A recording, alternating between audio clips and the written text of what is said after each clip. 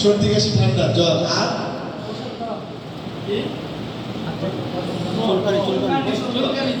আচ্ছা আর একটা ইম্পর্টেন্ট জিনিস আসতেছে না যেটা আমি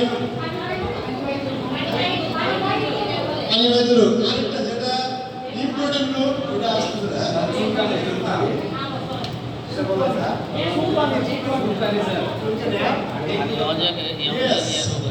এইটা এতগুলো পয়েন্ট আসছে কি জ্বর ডেঙ্গু জ্বর 7 নম্বর পয়েন্ট আসছে যেটা আসার কথা ছিল 1 নম্বর কারণ আমরা জানি ডেঙ্গুতে মানুষ মারা যায় বাট আপনারা অন্য যে রোগগুলি বলছেন চুলকানি রোগ ঠান্ডা কাশির রোগ ইভেন আমাশয় ডায়রিয়া এই রোগগুলিতে এখন কিন্তু মানুষ সাধারণত মারা যায় না কারণ একটা সিভিয়ার ডায়রিয়ার পেশেন্ট যেটাকে আমরা বলি কলেরা পেশেন্টকে কিন্তু দ্রুত চিকিৎসা করে মানে তাকে মৃত্যু থেকে বাঁচানো যায় বা ডেঙ্গু যেটা ডেঙ্গুর কিন্তু অনেকাংশে চিকিৎসাটা অনেক জটিল এবং ব্যয়বহুল এবং ডেঙ্গু যদি কারো খারাপ হয় কান্দে এরকম সেক্ষেত্রে আমাদের কি করতে হবে ডেঙ্গু থেকে মুক্তি আপনারা দেখেন টেলিভিশনে রেডিওতে সব জায়গায় বলতেছে যেমন কি থাকা যাবে না পানি জমিয়ে রাখা যাবে না বাসার পাশে একটা পাত্রের মধ্যে অনেকদিন ধরে পানি জমা আছে এটা করা যাবে না আশেপাশে জঙ্গলগুলি পরিষ্কার রাখতে হবে যেন মশার ব্রিডিং না হয় তাহলে মশা যে এডিস মশা সেটা আগে বলা হতো যে ডেঙ্গু হচ্ছে আরবান ডিজিজ কি ডিজিজ শহরের রোগ ডেঙ্গু হচ্ছে শহরের রোগ ডেঙ্গুর মশা শহরে থাকে এরিস্টিকেটিভ মশা কিন্তু এখন কিন্তু এটা নাই এখন ডেঙ্গু গ্রামে গঞ্জে আপনার আমার বাড়ির আশেপাশে সব জায়গায় চলে আসছে সুতরাং এই যে আমার বাড়ির আশেপাশে পরিষ্কার রাখবো জঙ্গল রাখবো না খোলা জায়গায় পানি যেন জমে না থাকে সেটা খেয়াল রাখবো এই সামাজিক স্বাস্থ্যটাও আমরা পালন করবো আমাদের শিক্ষার্থীদের মধ্যে এই নলেজটা আমরা দিয়ে দিব ঠিক আছে ফাইনালি আরেকটা জিনিস যেটা আছে সুষম খাদ্য একটা বড় জিনিস মানে শব্দটা হচ্ছে ব্যালেন্স ডায়েট ইংলিশে বলি বাংলায় হচ্ছে সুষম খাদ্যটা খুব গুরুত্বপূর্ণ এখন কিন্তু বেশ করে বাচ্চাদের ক্ষেত্রে আমরা যেটা দেখি এটা কিন্তু এখন নাই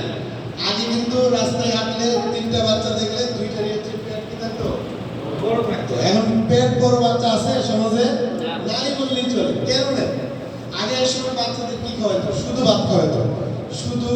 হচ্ছে চালের গুঁড়া খাওয়াইতো কিন্তু শুধু আমরা জানি খাদ্যের কয়টা উপাদান আছে 6টা এবং অনেক ক্ষেত্রে 7টা বলা যায় ঠিক আছে 6টার মধ্যে protein fat carbohydrate vitamin mineral water এই 6টা এর মধ্যে আমরা যদি শুধু সুজি আটা ভাত এগুলি দিই এগুলি সবগুলি কি খাদ্যের শুধু কার্বোহাইড্রেট এগুলি সবগুলি হচ্ছে কার্বোহাইড্রেট তাহলে আমরা তারা কি দিচ্ছি শুধু এক ধরনের খাবার দিতে হবে একসময় এখন বলে ব্যালেন্স ডায়েট খিচুড়িতে কি থাকে চাল ডাল ডিম তেল তারপরে খাদ্যের যে 6টা উপাদান আছে সবগুলি থাকে তাহলে সুষম খাদ্য যদি আমার বাচ্চাদের বা আমরা যদি না খাই তাহলে আমাদের সমস্যাটা কি হবে যে কোনো এক ধরনের খাবার আমরা যখন বেশি খাবো কার্বোহাইড্রেট যখন আমরা বেশি খাবো তখন আমি ফেটি হয়ে যাবো মোটা হয়ে যাবো পেট মোটা হয়ে যাবে শরীর মোটা হয়ে যাবে যখন আমি আমিষ বা ফ্যাট আমার শরীরে দিব না তখন আমি রোগগ্রস্ত হবো আমার মাসেল বিল্ডিং হবে না তাহলে সেক্ষেত্রে কি করতে হবে আমরা সমাজে 2টা কমন জিনিস দিই একটা হচ্ছে মোটা মানুষ আর একটা হচ্ছে একটু অপুষ্টিতে ভোগা চিকন মানুষ তাহলে 2টাই খারাপ তাহলে আমাকে সুষম খাদ্য দিতে হবে আমাদের এই নলেজটা আমাদের ছাত্রদের যদি ছোটবেলা থেকে গড়ে ওঠে তাহলে ওরাই তো আগামীর ভবিষ্যৎ ওদের বাচ্চা কাচ্চা হবে ওদেরকেও ওরা এইভাবে হচ্ছে আমরা ম্যানেজ করতে পারবো তাহলে আমরা বলবো ব্যালেন্স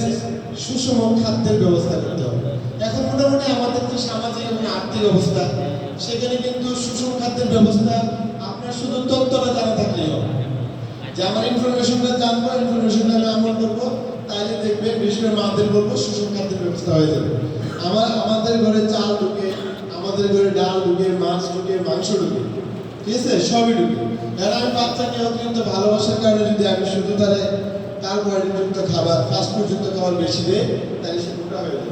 মোটা মানুষের ডায়াবেটিস প্রেশার অনেকগুলি রোগ তৈরি হবে আবার চিকন মানুষ অপুষ্টিতে ভুগবে কদিন পর পরে সর্দি কাশি জ্বর ঢুকবে এই কারণে সুষম খাদ্য আমাদের বলতে হবে এমন খাবার খাইতে হবে যে খাবারে সব ধরনের উপাদান থাকে এরকম শুধু এরকম খাবার যেন না খায় আরেকটা কথা আমরা সবসময় বলি মৌসুমী ফল খাওয়াতে হবে মৌসুমী ফল লিচুর সিজনে আপনি লিচু খাবেন এখন আপনি লিচুর সিজন চলে যাওয়ার পরে 3 3,000 টাকা দিয়ে লিচু কিনে এনে খাওয়াবেন, এটা করা যাবে না। মৌসুমি ফল, যখন মৌসুমে যে ফলটা বেশি সেই ফলটা খাওয়াবে। সেই ফল খাওয়ালে কি হবে? দুইটা জিনিস, একটা হচ্ছে মৌসুমে কিন্তু এই ফলগুলিতে আপনার মেডিসিন বা ফর্মালিন ব্যবহার করার সম্ভাবনা কম, কারণ হাজার হাজার লিচু তৈরি হচ্ছে, কয়টাকে ওষুধ দিবে? হাজার হাজার আম তৈরি হচ্ছে, কয়টাকে ওষুধ দিবে? কিন্তু যেটার সিজন নাই, ওই সিজনে যদি আপনি ফল খুঁজেন তাহলে তো নিশ্চয়ই এটাতে ফর্মালিন দিয়ে আপনাকে বিক্রি করতে। এই কারণে আমরা বলি সবসময় মৌসুমি ফল দিবে। আর যেটা খেয়াল করতে হবে, সুষম খাদ্য যেন খাই সেই জিনিসটা আমাদেরকে খেয়াল রাখতে হবে, ঠিক আছে? তারপরেও আমরা বলি মাদকাসক্ত, তাই না? মাদকাসক্ত নিয়ে আপনাদের আলাদা সেশন হয়, আপনাদের আলাদা ট্রেন করে, আলাদা ট্রেনার থাকে। মাদকাসক্ত কিন্তু একটা চরম সামাজিক বিধি, যেটা ক্ষতিটা হচ্ছে ইনস্ট্যান্ট, এবং এটা প্রতিকারটা, প্রতিষেধকটা এবং চিকিৎসাটা হচ্ছে জটিল। কারণ আপনি প্রতিরোধ যদি করতে পারেন তাহলে সেটা বেটার, কিন্তু যদি আসক্ত হয়ে যায় তাহলে ফিরিয়ে আনাটা অনেক অনেক কষ্ট। সেজন্য দেখতে হবে আমাদের ছাত্ররা, আমাদের সন্তানরা কাদের সাথে মিশতেছে, কোথায় যাচ্ছে, কি করতেছে, তার আচরণের মধ্যে কোনো অস্বাভাবিক ব্যবহার সে করতেছে কিনা, সে তার এমন কোনো বন্ধুর সাথে চলতেছে কিনা যাকে দেখলে আপনার সন্দেহ লাগে। এই জিনিসগুলি একটু খেয়াল রাখতে হবে। আগে যদি আপনি তার বন্ধ করতে পারেন অনেক বড় বিপদ থেকে বেঁচে যাবেন, কিন্তু সে যদি একবার মাদকাসক্ত হয়ে যায় তাহলে কিন্তু অনেক সমস্যা। তাকে ফিরিয়ে আনা কঠিন, তার চিকিৎসাটা কঠিন, এবং এর জন্য পুরা সমাজ এবং সংসারে কিন্তু অশান্তি লেগে যাবে, ঠিক আছে? তাহলে মোটামুটি পরিবেশ এবং স্বাস্থ্যগত সচেতনতা নিয়ে আজকে আমাদের এতটুকু আলোচনা। এবার আমরা 5 মিনিটের জন্য